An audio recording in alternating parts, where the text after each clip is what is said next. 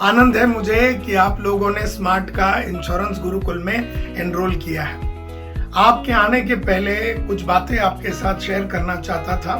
मेरे ख्याल से अगला जो 25 साल है progressive entrepreneur driven insurance adviser का राज होने वाला है। 100 में से 90 लोग तो डूबने वाले हैं एंड 10% के लिए ये बहुत ही ब्यूटीफुल एक फ्यूचर होने वाला अगला 25 साल। और जो 90% पीपल है उनके लिए बहुत ही बड़ा डिफिकल्ट सिचुएशन होगा, क्योंकि ये मैं कहता हूँ वो लोग एक स्टेज पे आके अटकते हैं जिसका नाम है द सीलिंग ऑफ कॉम्प्लेक्सिटी। क्या है ये सीलिंग ऑफ कॉम्प्लेक्सिटी? सबसे पहला, जैसे ही एक इंसान एक इंश्योरेंस इंडस्ट्री में आता है, उसका जो पूरा इंश्योरेंस कंपनी और उसके जो बॉस लोग होते हैं वो उसको ड्राइव करता है नंबर ऑफ पॉलिसीज को लाने के लिए। और जैसे जैसे वो नंबर ऑफ पॉलिसीज को, छोटे छोटे प्रीमियम्स को वो लाता है और नंबर ऑफ पॉलिसी को लाता है, तालियां बजती है, गूंज बजता है और उसकी वाह होती है, उसको माला पहनाया जाता है और वो एक राइजिंग स्टार के मार्फत देखा जाता है।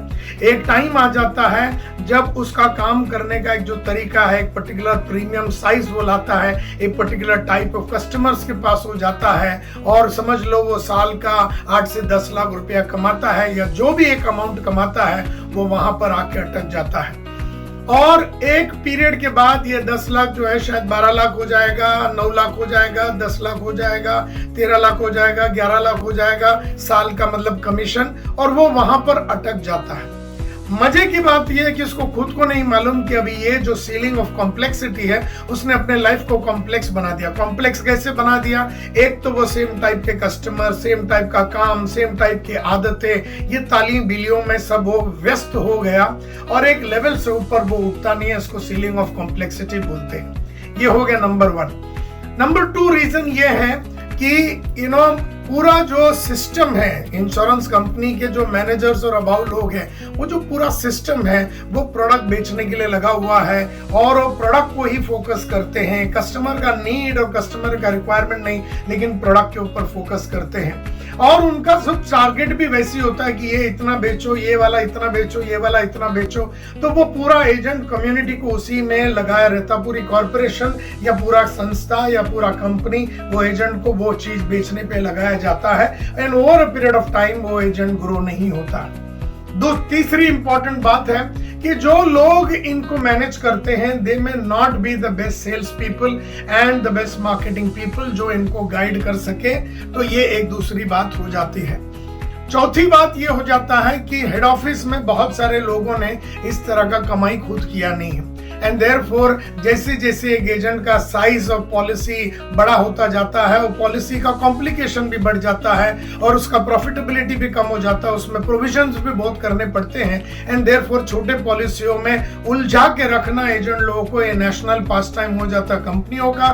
कंपनी के ऑफिशियल्स ने इतना पैसा नहीं कमाया जितना एजेंट लोग कमा रहे, इस बात का वो लोग को इतना खुशी नहीं होता। एक silent non settle non cooperation होता है और जैसे जैसे एजेंट का साइज बढ़ता है, जैसे जैसे ही एजेंट का साइज और स्टेचर बढ़ता है, वैसे वैसे उसको रिजेंटमेंट ज्यादा मिलना चालू हो जाता है। और सबसे मेन इंपॉर्टेंट जो 5वीं बात यह है कि ये एजेंट खुद भी इस सीलिंग ऑफ कॉम्प्लेक्सिटी में कैसे फंसा हुआ है, क्योंकि ये जो है वैसा है तो ये धंधे वाला, लेकिन ये जो काम करने वाले एम्प्लॉइज के साथ करते करते वो भी एक सेफ्टी, सिक्योरिटी, गारंटी और प्रेडिक्टेबिलिटी के घेराव में आ जाता है और वो एक एंटरप्रेन्योर के मार्फत, एक धंधे वाले के मार्फत नहीं सोचता और वो सारे छोटे छोटे छोटे छोटे नॉन रेवेन्यू जनरेटिंग कामों में अपना पूरा दिन निकाल देता है, एडमिनिस्ट्रेटिव कामों में निकाल देता है। चेक आया कि नहीं, प्रीमियम चेक आया कि नहीं, सेटलमेंट हुआ कि नहीं, पीपीटी बनाया कि नहीं, रेंट भरना, ये सब छोटी छोटी बातों में वो ऐसा उलझ जाता है कि उसके पास बिल्कुल ही टाइम नहीं रहता है 2 काम करने के लिए, and that is selling and marketing and building relationships.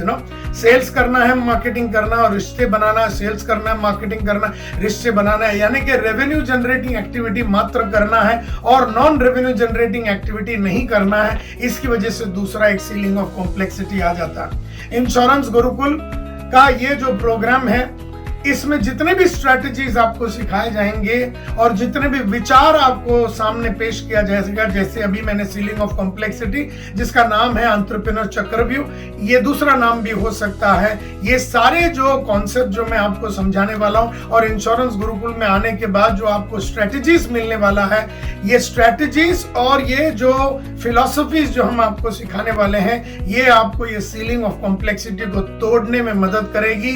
आपको जरूरत पड़े तो किस तरह से आपको फोकस करना है, कहां पर आपको फोकस करना चाहिए, आपके कंपनी और आपके कस्टमर के बीच में और आपके बॉस के बीच में सपोर्ट किसको करना चाहिए, जिससे कि आप सीलिंग ऑफ कॉम्प्लेक्सिटी से बाहर आ सकते हैं, और आप किस तरह से एक एंटरप्रेन्योर के मार्फत काम करना चाहिए और किस तरह से आप दूसरे एंटरप्रेन्योर्स को हेल्प करते रहना चाहिए, लीड करने में, उन्हें असिस्ट करने में। ये सारी बातें हम लोग इंश्योरेंस गुरुकुल में सीखेंगे।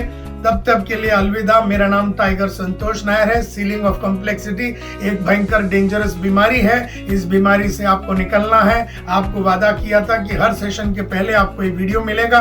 कई बार ये वीडियो को देखना, इस वीडियो के विचारों को समझने की कोशिश करना, और कुछ डाउट्स है तो मेरे साथ क्लास में बात करना और आपके रिव्यूअर के साथ बात करना। All the very best. तो सबसे पहला, अपने को ये सीलिंग ऑफ कॉम्प्लेक्सिटी को तोड़ना है, ये एंटरप्रेन्योर चक्रव्यूह से बाहर निकलना है, घबराना नहीं है, कस्टमर के हिसाब से अपने को काम करना है, बड़े पॉलिसीज के पीछे अपने को जाना है, बड़े प्रीमियम के पीछे आपको जाना है, नॉन रेवेन्यू जनरेटिंग एक्टिविटी आपको नहीं करना है, सीलिंग ऑफ कॉम्प्लेक्सिटी से आपको निकलना है और स्ट्रेटजीज को आपको इंप्लीमेंट करना है आने के पहले और आने के साथ साथ। इटर्नल सेलिंग स्किल्स, मेरा सेलिंग स्किल्स का जो प्रोग्राम है, और दीपक धाबलिया का जो सेलिंग स्किल्स का जो प्रोग्राम था, जो उसके बाद हुआ था सिर्फ इंश्योरेंस एडवाइजर्स के लिए, एडवांस सेलिंग स्किल्स बोल के, और जो भी आपको वीडियो दिए वो बार बार आपको देते रहना है, क्योंकि उसमें सेलिंग स्किल्स की सारी बातें हो, बेचने की कलाकारी सारी बातें उसमें नॉलेज, एटीट्यूड, स्किल्स और हैबिट्स की बात हुई है।